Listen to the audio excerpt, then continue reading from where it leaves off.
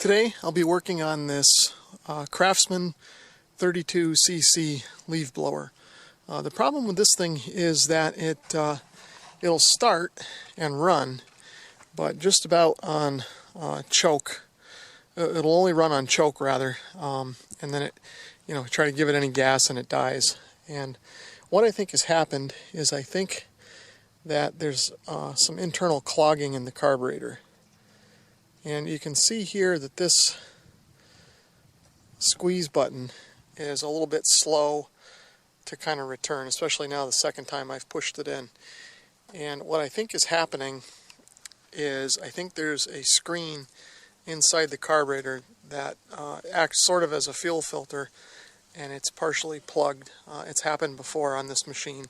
So I'm going to take it apart and take a look at that and see if that's the problem. The first thing that I will do is to remove this top cover here, and there's just one Phillips head screw to remove there. And this is the air filter cover for the machine. And you can see that's kind of dirty and gunked up, and probably wouldn't be a bad idea to clean that up before I put everything back together too, but I'll put that aside for now. And that inside of there, if I can tip this thing over, is the carburetor. Now the next thing that I'll do is remove this side cover from the machine. There's a bunch of screws that hold it in, and they all seem to be a 4mm Allen head. I think there's one here, there's one in here, there's this one here, which holds on the handle. There's one just below the muffler here. There's one down here near the blower chute, and then two on the body. So I'll remove those now.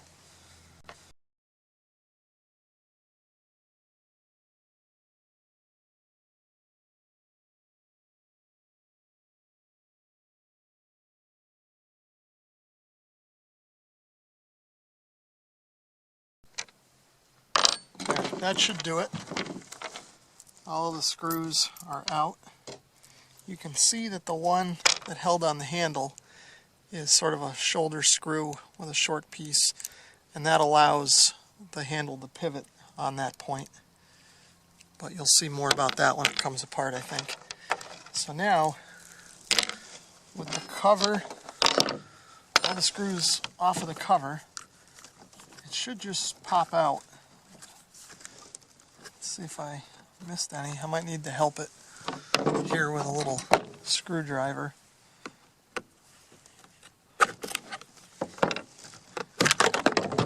Okay, and then this popped off. This is a little shield for the muffler. I'll set that aside.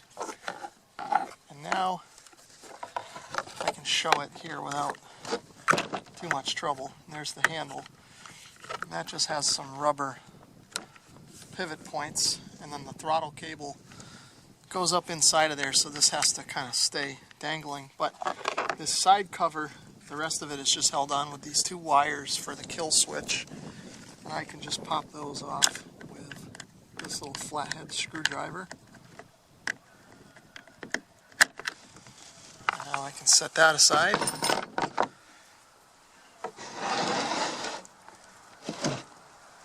And now you can see the carburetor and the fuel lines and things like that. Is pull off these other two Allen head screws for the carburetor, and those hold the top of the carburetor on, as well as the choke lever.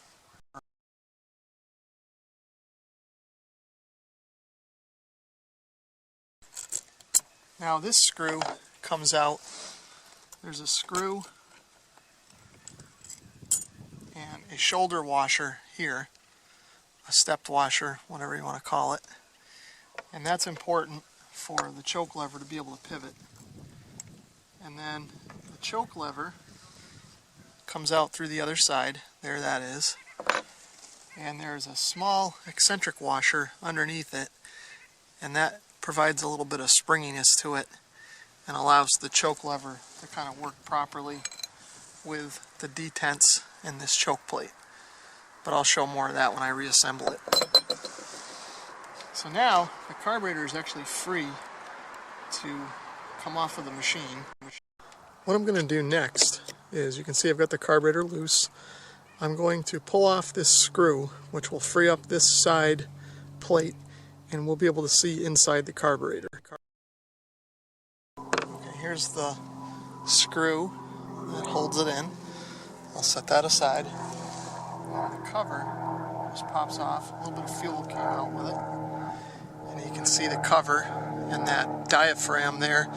And the diaphragm looks like it's in good shape. There's no tears or holes in it that I can see. Okay, so now here's the carburetor with the side off.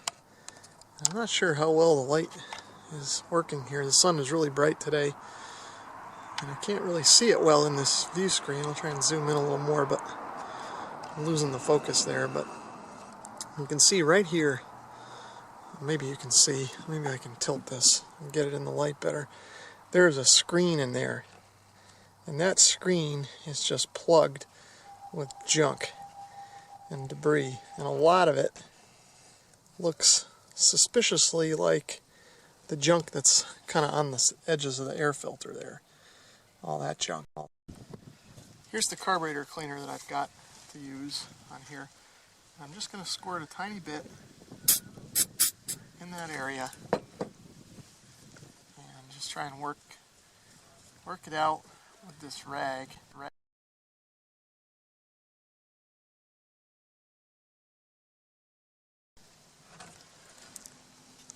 Now you can see that this is all nice and clean now. All the debris is gone and everything is in good shape here. I ended up squirting this a couple more times off camera. I used the straw to kind of help centralize some pressure in there and really get that cleaned out, and then used the rag to just kind of wipe the rest of it out. The first step in the reassembly process is to put the carburetor side back on, and there's two little pegs here that line up with holes in the carburetor body, so you should be able to put this on without getting it on backwards.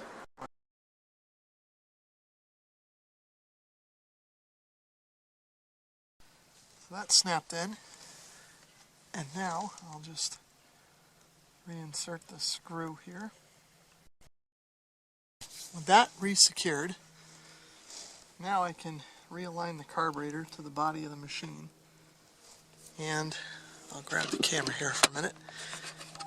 There are two pegs on either side of the body of the machine that line up to the gasket between the carburetor and the body of the machine. There's a peg in the back there too. I'm not sure if it's visible on the camera or not. But with those lined up, now I can reassemble the... First I will put the choke plate kind of back on the machine, and of course this would be easier with it sitting upright, but I've got it at a little bit of an angle, so hopefully the camera's catching some of this. So then, once the choke plate is on, I can actually put the outer screw in.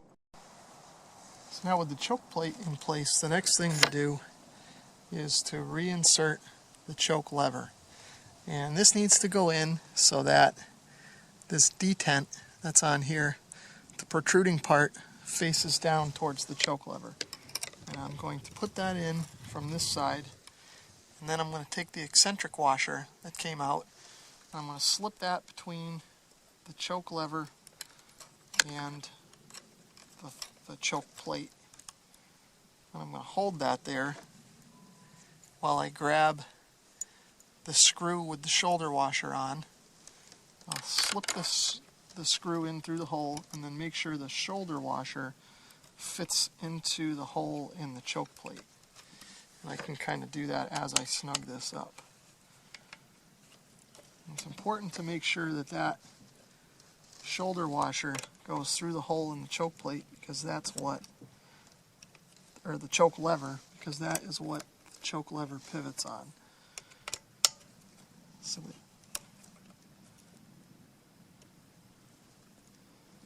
okay, so I'm going to snug that up. I'll snug up the other one here. Okay, and now everything should work, and the choke lever should it should be fairly tight in there so that it engages the detents, so that as the machine is running, it doesn't vibrate loose and screw up the operation. The next step is the reattachment of the kill switch wires, and it's not important which terminal of the switch they go on. They just need to go on nice and tight, so I'll slide those back up on the terminals like that, and I'll kind of show what that looks like here if I can get the lighting good. You can see those are just slid up there. This one probably could slide up a little more and snug in there. And now I can just put the cover back where it goes there. So now with the wires in place, I've got the handle ready to go. I've got that inserted in that side, and then the trick is to just finagle the cover on without pinching the fuel lines, the kill switch wires, and then also getting everything lined up. There's a rubber guide here that fits into a boss on the inside of the cover, which I can't seem to show properly, but it's in there. There's a guide here that fits into there, and then one in the front that fits for the handle pivot there, and then various other points to line up. So I'm going to give that a shot here and see if I can fiddle with it and get it back together. This might be the trickiest part of the whole operation.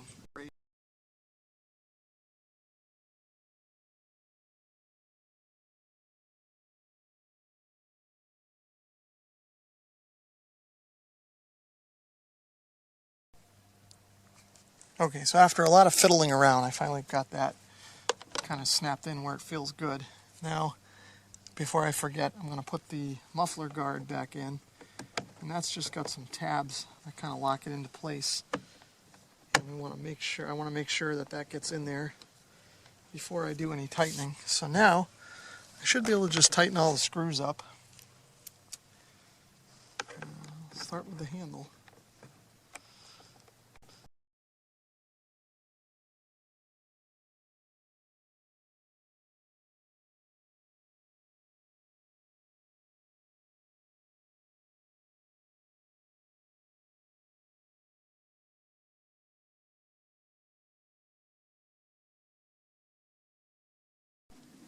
There, I've got all the screws put in and everything's tightened up.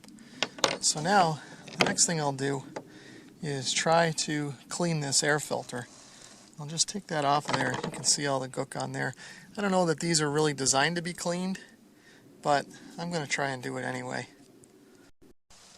Once I started to rinse this out, you can see that the filter just started to deteriorate. This thing is really old. It's probably 15 to 20 years old, somewhere in that range. And this is the original filter in the machine. So I'm really not surprised that it's kind of in this condition. And that's probably what most of this was just old filter material that was kind of flaking off and getting into the carburetor.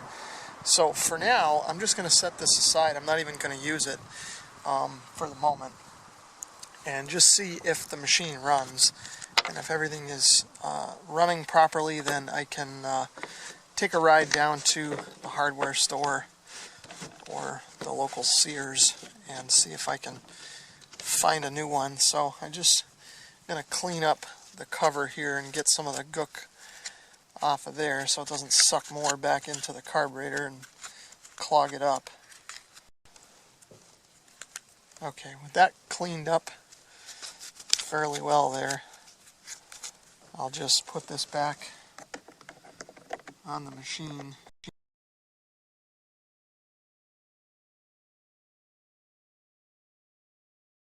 See if this thing will run.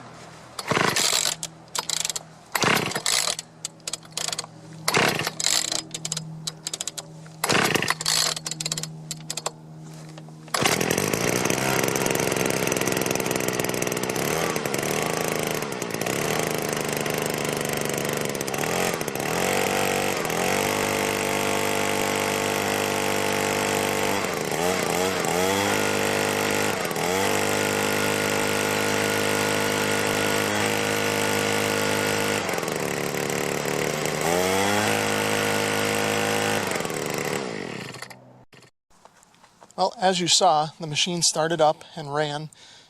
sort of normally. The throttle worked, and it seemed to be behaving normally before the machine would start, and it would idle for a little while and then just kind of die, and then the throttle wouldn't work at all. So it seems like it's working now, although I will need to run down to the hardware store and find an air filter for it before I use it for any length of time here. Thank you for watching my video. Hopefully it was helpful or at least entertaining.